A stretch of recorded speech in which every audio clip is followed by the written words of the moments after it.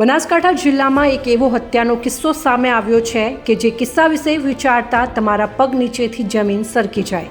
જી હા, બનાસકાંઠાના વડગામ પંથકમાં સગો પુત્ર જ માતાનો હત્યારો બન્યો. સગા પુત્રે પોતાની સગી માનું કાસળ કાઢી દીધું. જો કે આ ઘટનાની જાણ વડગામ પોલીસને થતાં વડગામ પોલીસે કપૂત પુત્ર સામે હત્યાનો ગુનો દાખલ કરી તેની અટકાયત કરી જેલ હવાલે કર્યો છે. પરંતુ એવું તો શું થયું મા અને દીકરા વચ્ચે? કેમાં કપૂત પુત્રએ પોતાની જનની જનેતાનું જ કાસળ કાઢી દીધું? આવો જોઈએ ક્રાઇમ એલર્ટમાં.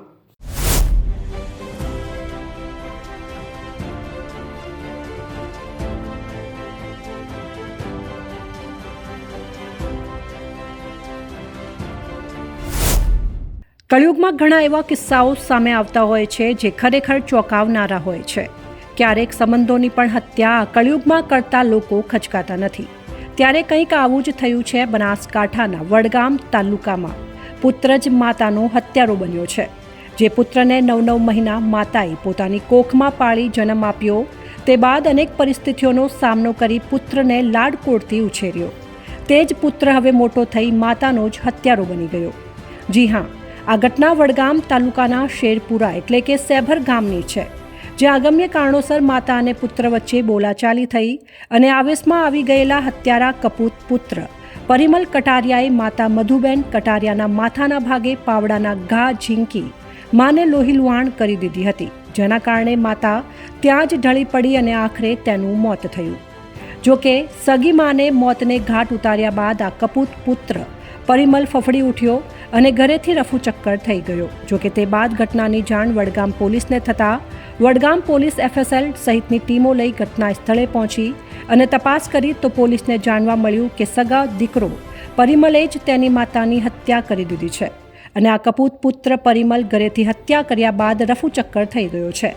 તે બાદ વડગામ પોલીસે અલગ અલગ ટીમો બનાવી કપૂત પુત્ર પરિમલને ઝડપી પાડવા ચક્રો ગતિમાન કર્યા અને તે દરમિયાન જ પિતાએ તેમના કપૂત પુત્ર પરિમલ સામે માતાની હત્યા મામલે ફરિયાદ નોંધાવતા પોલીસે આ કપૂત પુત્ર પરિમલને દબોચી લીધો છે અને તે બાદ તેની પૂછપરછ હાથ ધરી તો માતા અને પુત્ર વચ્ચે અગમ્ય કારણોસર બોલાચાલી થઈ હતી અને આ બોલાચાલી દરમિયાન આવેશમાં આવી ગયેલા કપૂત પુત્ર પરિમલે તેની જનની જનેતાનું જ ઢીમ ઢાળી દીધું હોવાનું કબૂલતા આ સમગ્ર પંથકમાં ચકચાર મચી જવા પામી છે.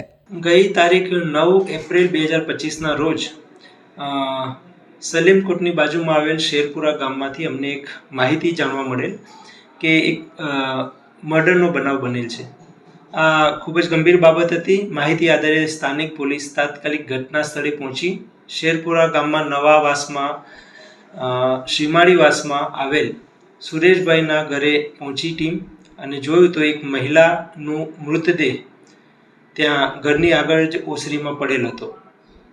પછી જાણવા મળેલું કે આ કામે બનાવની હકીકત એવી હતી કે એ જ દિવસે સવારે માતા પુત્ર ઘરે હાજર હતા અને તેના પુત્ર મોટા દીકરા પરિમલે માતા સાથે કોઈ કારણસર બોલાચાલી થઈ અને ઝઘડો થતાં આવેશમાં આવી જઈ અને ઓસરીમાં પડેલ પાવડો તેને આવેશમાં આવી જઈને તેના માતાના માથામાં મારી ઈજાઓ પહોંચાડી અને મોત નિપજાવેલ. અને આ બનાવ બની અને પોતે ગભરાઈ જઈ અને નાસી ગયેલ, જેથી સ્થાનિક પોલીસે ટીમો બનાવી અને આરોપી ઈસમને શોધવા પ્રયત્નો કર્યા અને આરોપીને શોધી કાઢી અને આરોપીની અટક કરવામાં આવેલ છે.